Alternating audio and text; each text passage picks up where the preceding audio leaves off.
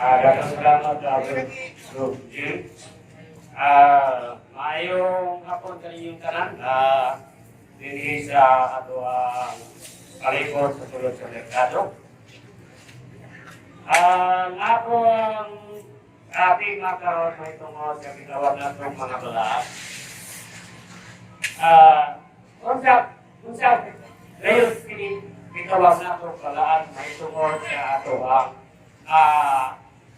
inahan sa ato ang manunubos nga mao si Maria. Lalo kuno nga mag-ampo kita diha sa ato ang magalingon o kag-rosaryo. Atong ihatag ang gitawag nato versikulo kini sa Pilipos 2:10. Kagingon man diha sa Pilipos nga ang kanang tuhod mga piko ngadto sa anaa sa langit o kanaa dinhi sa yuta o kanaa sa ilalong sa yuta. Unsa pa man ning gitawag nato anaa sa langit? Kinsa man kuno ning anaa sa langit? Ang totong gitawag nato mga balaan. Number 1 nato nga balaan mao ang atong inahan sa atong manunubos. Lalo nga gitawag nato og balaan. Kay ang inahan sa atong manunubos mao gayon ang inahan nga gitawag og inahan sa kanunay pag-abang. Mao gitawag ang sa atong tawhanon nato nga kinahiya bisan unsa ka mangyapon sa anak. Ang dayon nga depensa sa mga anak na mangyapon kini yung inahan. Kaya hindi ang inahan, gitawag kini o inahan sa kanunay pag-abang. Usa, kung unsa manggani ang pagmahal natong tao diha sa atong mga inahan, mausa ang atong pagmahal diha sa atong Ginoo nga mao si Birhen Maria, inahan sa atong Diyos. Mao kana kanina ang pinut na makuran nato ganon ng makampo kita o kinigitawag nato rosaryo. Ang paguntan na ang inahan sa kanunay panabang gitawag kay inahan ng panabang kay andam siya sa pagsabot ngadto sa ihang mga anak. Mao kakita o dagok kita sa atong inahan diha sa atong kaugalingon sama ra po nga modagok kita sa atong inahan sa atong Dios. Magpakitabang kita kay ang inahan anaa diha sa iyahang sapat nga ang inahan mao'y nagbantay sa iyang anak. Usa atong ipakita sa atong kaugalingon nga ang inahan adunay kayo'y kamaturan nga makatabang sa atong kaugalingon. Moingon guys la, right? Ang kanang gitawag o inahan ni Jesus naabot yun sa langit. Na letra por letra na ana na himutang sa Biblia. Kitag-an na daan ahan ako mabasa diha sa gitawag nato pinadayag 12. Unsay giingon diri sa pinadayag 12:11? Giingon diri sa pinadayag atong basahon. Unsay giingon diri? Nga ang atong inahan nga mao si Birhen Maria atuan niya sa langit. Mao kining nahimutang dinhi. Unya nagpakita ang usa ka dakong pilimadon dito sa langit. May usa ka babae nga napistik adlaw. Nagtunog sa bulan o koronahan siya o 12 kapituhon. Ana diay sa langit. Mao na diay kining niyang gitag-an diri sa pinadayag nga aduna diay babae nga gikurunahan siya o 12 kapituhon. Ahapon na to di siya nga naretirado diha sa ato ang gitawag na to sa atong pagsampit kung kini ba siya inahan, mao ba ni ang inahan sa atong Diyos. Atong mabasa dinhi sa Lucas 1 nga nagaingon dinhi. Kung mao ba kini ang gisulat diha sa pinadaya. Atong basahon sa Lucas 1:28. Unsay giingon diri? Niadto ang anghel kaniya o pingon, paglipay ang Diyos maguban o nalangin kanimo pag-ayo. Nalimo pag-ayo si Maria sa pagkabati niya sa mensahe sa anghel o namalandong siya kung unsay kahulugan sa iyang mga pulong. Ningon ang anghel kaniya, ayaw kahadlok Maria, kay gikahimutan ka sa Diyos. Magmagdos ka o manganak o lalaki o paganganlan mo siya o Jesus. Sa ato pa, kining nahimutang sa pinadayat, 12. Retirado di ID sa ato gitawag nato inahan sa kanunay panabang nga mao ang inahan ni Kristo. Busa, klaro kayo nga ang kinadayaw di ay gitat-an na di ay nga ang inahan aduna di ay dito sa langit nga nagitawag o bantay sa iyang anak, mao makita mapalaan.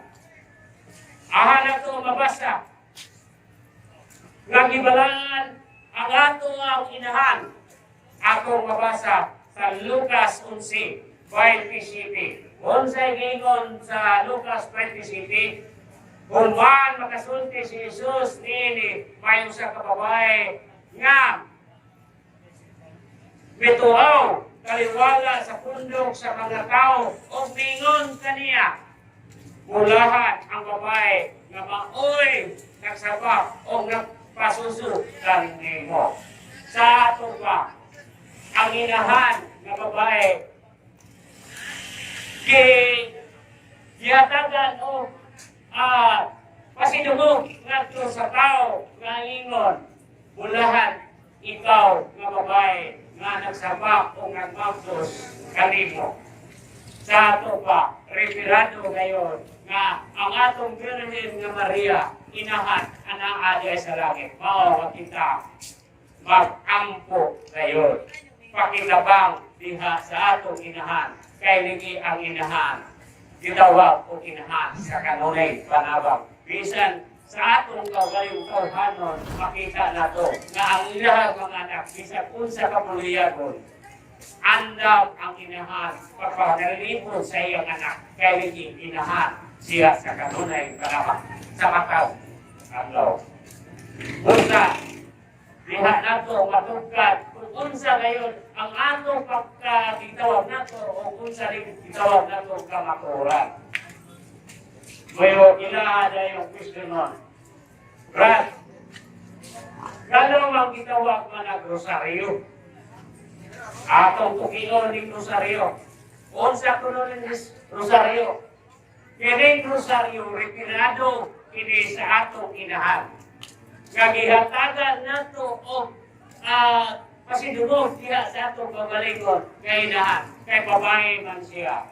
Ang kasagaran nga kitang nagbato ni Ana, adunay gitawag nato o respeto sa atong mga kababayan, babayan, mao nga sa ato galing kaugalingon nga kita anilas kalibutan kung ikaw gitawag nato o mangulitaw sa usa ka babae, muhalat gayud ka o kinigitawag nato o mga bulak alam-alam sa imong pagpangulitaw kay ang bulak dako kayo na o importante sa babae kay ang bulak mao kayon ang gitawag nato sign diha sa pagkababae.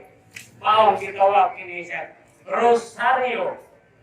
ang rupulong rosaryo usa ka babae mao kining gitawag og usa ka rosas.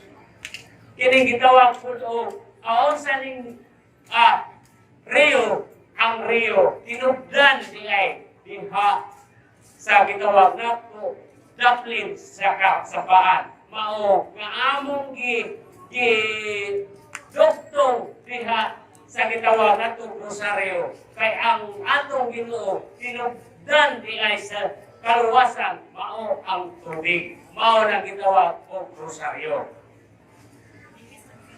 Mao nakita sa atong kaugalingon dili nato gitawag nato ato gayong tukion maging maingon nga wala mabasa sa Biblia. Dili ato gayon nga hunahunahon kung unsa ang atong pagrespeto diha sa atong kagalingon. Dili kana sayo kung ato kanang buhaton kay kanang naa kaayuhan sa atong kaugalingon. Moingon gayon siya, Brad, ang hapon mabasa nato, Brad, nga amo nang mokta sa mga balaan.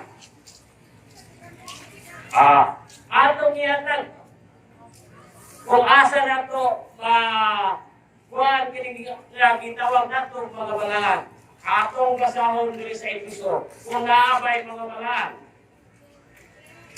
Kay ang mga balaan anaa sa langit uban sa ato number 1 nga balaan mao ang atong inahan sa kanunay panabang nga anaa diha kanunay sa iyang giliran uban sa iyang 12 ka mga tinun-an. Mao kini atong mabasa sa 6 uluhan 6 Efeso 6 ngadto sa 18. Atong pagbasahon o tinuod pa nga ang balaan hatagan nato o mga pag-ampo diha sa atong kaugalingon nga magpakitabang kita diha sa atong Ginoo o aduna ba sila ikatabang. Atong basahon 6 Efeso 6 ngadto sa 18. Buhata kining tanan diha sa pag-ampo o pagaliyoto kamo kanunay pinaagi sa Espiritu. Tungkol niini, pagpantay kamo, o ayaw gayon, panunga, pag-ampo kanunay, alang sa tubuo, balaan sa kakawan. Sa ato pa di ay, andaan di ay. Ahapon na ito, mabasa nga ang mga balaan, aduna di ay, gitawag na ito o katungdanan, diha sa kingharian sa Diyos. Mabasa na ito diri sa Mateo 19:28. Unsay giingon diri sa 28, 19:28. May tungod sa gitawag nato katungdanan nga gihatag sa atong Ginoo. Unsay giingon diri sa 28. Si Jesus kayo may namulong ini. Unsay giingon niya diri? Si Jesus mingon kanila, isulti o kining kaninyo, iniglingkod o niya sa anak sa tao sa iyang mahimayawon nga trono. Kinsa ning anak sa tao nga maglingkod sa iyang mahimayawon trono? Mao ang ato manguluwas. Ato ang rason. Diha sa bagong kalibutan. Kamong napulog duha. Kinsa man ning ipamulong napulog duha? Kamangat kinulang. Mao ang gitawag nato mga balaan. Nga 12 ka mga balaan. Nga gihatagan o katungdanan. Atong timason. Mulingkod usap sa mga trono aron paghukom sa napulog duha kabanay ngadto sa katawhan sa Israel. Sa ato pa, aduna di ay mga balaan nga gihatagan ko di ay katungdanan diha sa gingharian sa Dios kay sila atuwa naman sa gingharian sa Dios. Sa matang usa nila gihatagan na katungdanan diha sa katawhan sa lain-lain nga mga banay nga sila di ay gihatagan sa katungdanan diha sa pagluwas sa kakauhan. Moingon ngayon sila din tuison. Kay Ligi, Brad, wala na may di na may muhagin na ninyong balaan. Kaya mo direct ugat. Karon ang pamutana. Kay direct ugat mangga. Sa imong pag-direct, akagan lang muna kung usa ka example. Kung ikaw manginahanglan sa imong kaugalingon, pakigatubang si kinsa katong gusto nimong atubangon. Example, ang ato ang halandong iyo diri sa Pagadian. Gusto kang makikistorya. Sudla ko na ng munisipyo. Dito, sulod, o makasulod ba ka? Sama rapod sa gingharian sa Diyos. Nga ang gingharian sa Diyos, dako kayong gingharian na kung tao ang gingharian sa Diyos. O kuban sa iya mga gitawag nato, mga balaan nga tuwa dito, kinatagag katungganan. Ang pagutana karon, nag-uingon ka direct, mag-agi. O sa may ingon sa mga awan dis, uno, ngadto sa size. Sigin sa katong tao, nga dili mo aging sa alagianan ngadto sa turil, mukakak Pinoon, itawag noon siya, Pinonglo, ngadto sa Diyos. Kaya gano'n ba? Itawag man siya, usak kawatan, o isa. Nan, karon, kaya mo ingon man ka, nga direct to God. Ang pangutan na ahamang kaagi. Ka na. Nga ato ngayong sabton, ang pulong sa Diyos dili na to litrahon. Kaya gano, isakto na moingon ka sa itong kagalingon na mag-ampo ka direct to God. Pero moingon ka sa imong kaluwasan, dili nagkabuhagi sa ginawa na ito kurtahan. Kaya mo direct ka sa Ginoo, kaya mukakak kasluyo na maura po may question nga mura dili ka kuha. Karon ang pangutana, may ngon na Brad, kanang inyong kabalaan, gano'n man nga naamamuhan ang gitawag, kung mag-ampo mo, magpit-pit mamuhan ng rosaryohan, nga na ay cross, ang pangutana karon.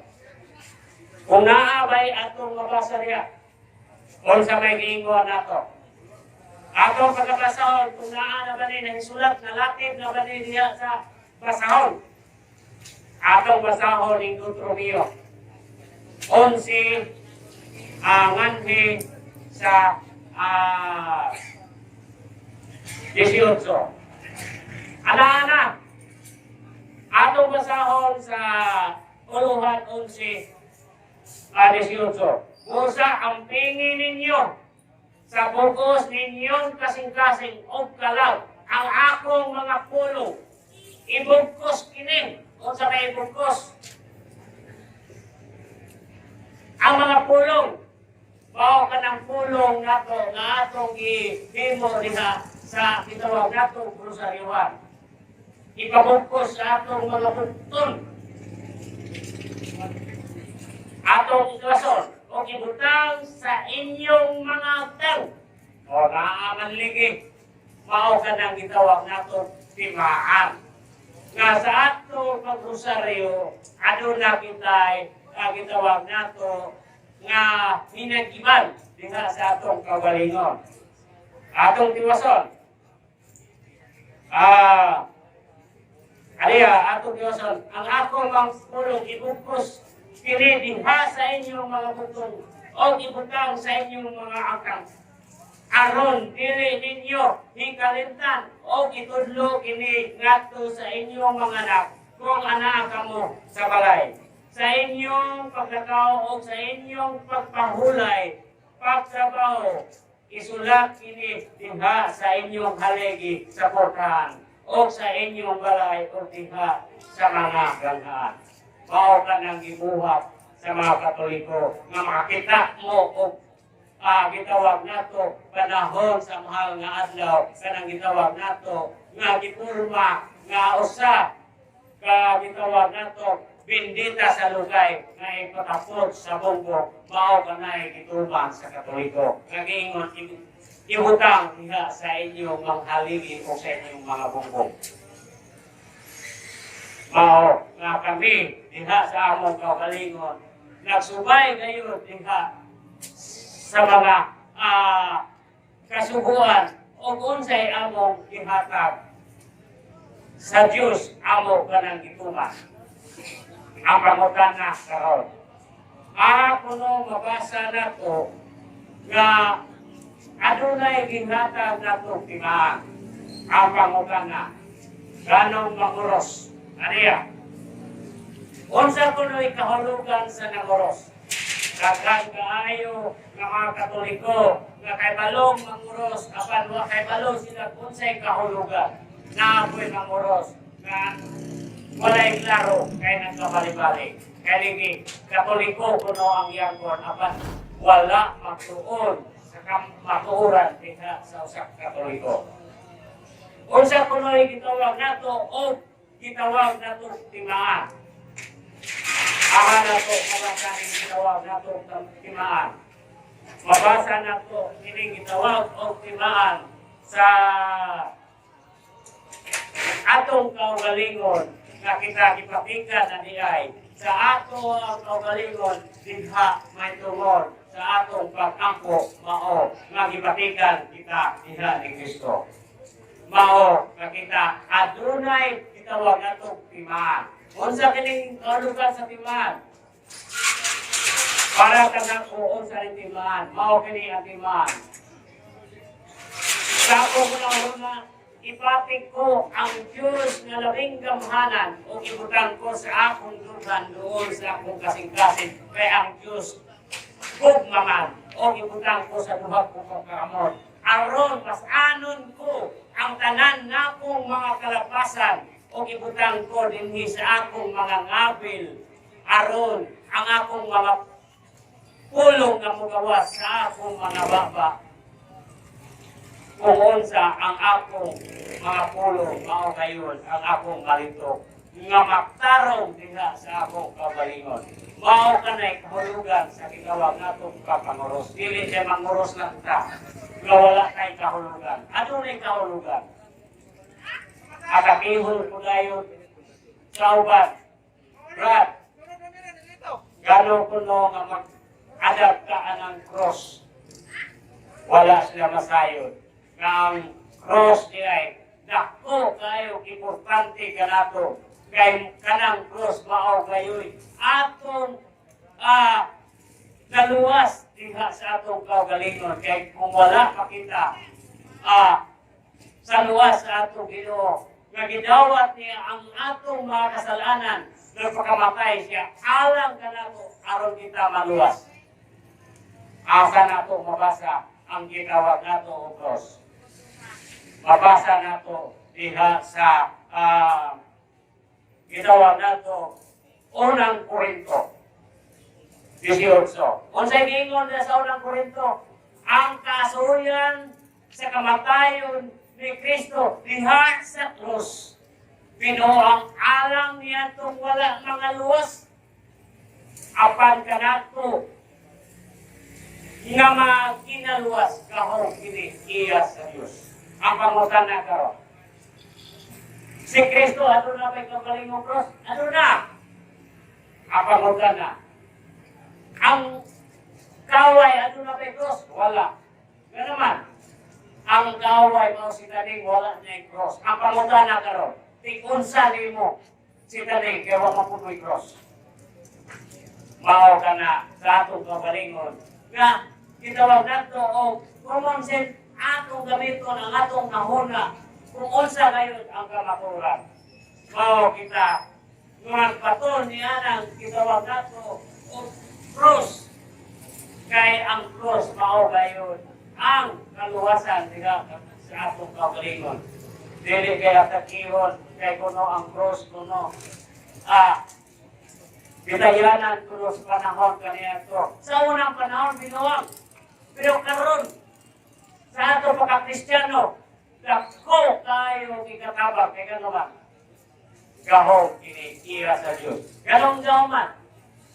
Example, kanang cross, butang ka na sa Diyos. Ihilo, nga cross kahoy, iluwat sa Diyos. Ingon ko dahil sila, Brad, nakatabang ba na inyong mga pala? Dako kayo nitatabang, 90%. Kaya naman, pagutan na. Diya, sa inyong gitawag na to, o kumano na to, nalilita po langok sa balan, o dita magadap, ang pagutan na.